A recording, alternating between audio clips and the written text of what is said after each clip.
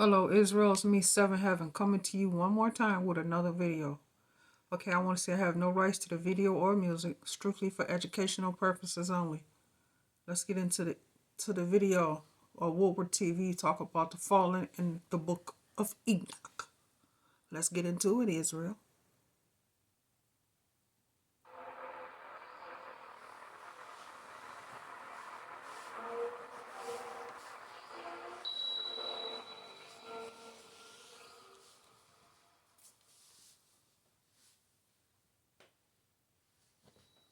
So I'm going to tell you a story. Some of you will believe this to be history, and some will believe this to be a fairy tale. How many of you would agree that we currently live in a world filled with immorality? I mean, just overflowing with it. Look at our sexuality, the porn industry, entertainment, the drug industry, the food industry, the technology, the weapons. There are many reasons why some people don't believe in a God. But you see, the main reason is they think they don't need to. Did you know that before man could predict the weather, he prayed for it? He didn't know how it worked. He just knew, for example, that if it rained when he needed it to, it was a blessing. But now that man has the knowledge, now that man has a better understanding of how the weather works, he doesn't need God, right? It's all natural. Is it? Is it really?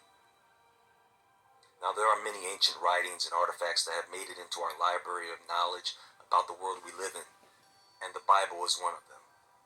Whether you believe it to be true or not, it is part of our world history and it is very significant. And along with that, there is a book that may help to fill in the blanks about who we once were and who we are today, if you bother to look. And that, my friends, is, in the words of Rod Serling, submitted for your perusal. The Book of Enoch.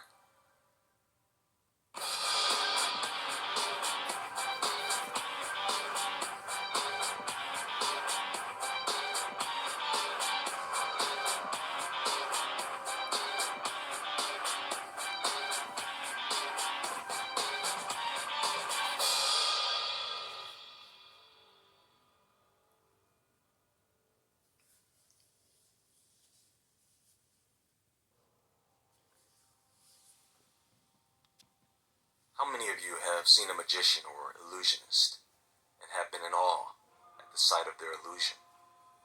You see, you know it's an illusion. You know it's a trick. But because you do not know how it works, to you it's magic. Oh, there must be some explanation. Yes, there is an explanation. But once it is explained, it is no longer magic. It is science. Isn't that interesting? So here's the story. Enoch. And if you don't know who Enoch was, he was the son of Jared from the seventh generation of Adam. Enoch, or Anak in Hebrew, was the father of Methuselah and the great-grandfather of Noah. He was 65 at the time of Methuselah's birth, and he walked with God for 300 years before God took him. Now, Enoch wrote this book sometime after the birth of his grandson Lamech and before the birth of his great-grandson Noah. And it was written for two reasons. One, to save his family from the great flood, and two, because the Watchers instructed him to. The Watchers. You see, no one knows how many angels there are, but there are many, and they all had jobs. Managers of the universe. And as the population of human beings began to increase significantly, several of these angelic beings began to take notice of something. The men of the earth had daughters, beautiful women. These angels desired them. They desired children. They communicated to each other plans to take human wives for themselves. And so according to Enoch, it was Semyaza, the leader of these angels, that said, "Listen, I know that you all do not want to do this because of the consequences you will have to face, but I am going to take the responsibility for your actions." And this total of 200 angels swore an oath.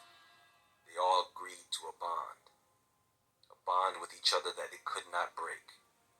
And so they proceeded to take wives, one each. things with these women, sexual things, without discrimination. I guess their motto was anything goes. And during all this, these angels taught them charms and spells and the cutting of roots and trees. In other words, they taught them how to perform rituals and get high. And of course, these women got pregnant and bore large giants. And their height was 3,000 cubits. Now, 1 cubit is typically the length of the forearm from the tip of the middle finger to the bottom of the elbow, which is around 1.5 feet. You can do the math. That is taller than the tallest building in Dubai. See, these angels that descended to earth wanted to control man. They wanted their own kingdoms, which they had and still have today. They wanted to have their own lineage. Understand that their sons, the Nephilim, these things have to eat. And man and all his hard work and efforts could not sustain them. So the giants turned on man in order to devour them. They turned on the animals and did only God knows what to them. They eventually turned against each other. They cannibalized each other. Also during this time, one of the angels that descended, Azazel, began to teach man how to kill. He taught them metalworking, how to make weapons such as swords and daggers. He taught them how to make shields and protective armor. He then taught man how to make jewelry and other ornaments. Folks, do you know what certain metals do to the human body when you wear them, such as copper and gold? Why, it increases the electrical conductivity of the body, making you... I want you to take a quick look at this. Let's say if 2 talented traders bought Costco stock right around here. One of a better receiver. This unappointed watcher taught them the art of beautification and how to apply makeup. And this was the beginning of the total corruption of man. Some of the other angels taught men how to cast spells. They taught them astrology and the path of the moon. Think about it. Who do you think taught men how to communicate with spirits using rituals? You think men just came up with these rituals on their own, expecting them to work? So at this point, we have a world that is filled with corruption and bloodshed. So much so that some of the angels that remained in heaven knew that God was aware of this, and so they asked him what they should do about it.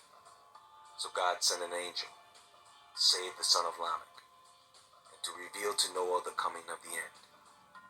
He then instructed Raphael to bind the hands and feet of Azazel, throw him into darkness, covering him with jagged stones in the desert of Dudal, which is believed to be east of Jerusalem, but no one is certain, especially since the world after the flood would be much different.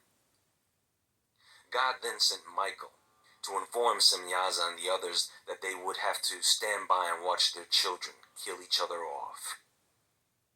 And once they witnessed the destruction of the Nephilim, these angels were to be imprisoned for 70 generations in the hills of the earth. Then came the great flood. So fast forward to today, the question is, if these accounts of Enoch were true, is there any evidence that exists to support it? You see, a fossil, well, most fossils, are formed when a plant or animal are suddenly buried beneath water, mud, and silt. This is why you don't see fossils that are recent. Are you with me so far? If you've been paying attention, you know that the number of giant skeletons that have been found as of today is in the thousands. Are they all a hoax? These discoveries have been going on since the early 1900s, and they are not found in just one place, no. They are everywhere. First off, folks, let me tell you something. When I say something is millions of years old, I am only reporting data from the scientists who determine these dates. It does not mean that I agree. I know better. You see, there are various methods to determining the age of a fossil. Unfortunately, the older something is, the less accurate the dating. And these dating methods are based on assumption. They assume uranium-238 has a half-life of about 4.5 billion years, based on a standard that was created back in 1971. Assuming that that the uranium-238 to uranium-235 ratio has been constant since the forming of the Earth. The truth is, it varies from rock to rock. How about explaining to me why they find carbon-14 in coal, diamond, and dinosaur bones, when carbon-14 has a half-life of 5,730 years? By the way, they don't just find giant skeletons.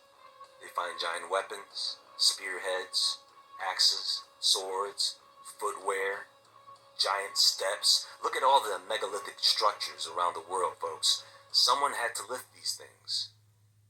Look at the giant stone balls they found in Costa Rica, Bosnia, New Zealand, North Dakota. I am inclined to believe that these were actually used as weapons, hurled through the air by giants using a very large catapult, or even a handheld slingshot or handheld catapult like the ones you see in this art piece. Some geologists actually want you to believe that some of these spheres are concretions formed naturally over millions of years. Come on, man. You know, I try to give geologists and other scientists a chance, but they always come up with this garbage. Now, if the Nephilim died off in the flood, it does not mean that their spirits, which were half angel, just vanished.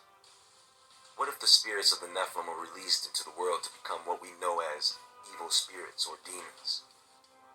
We see the rise of giants after the flood. What lineage were they from?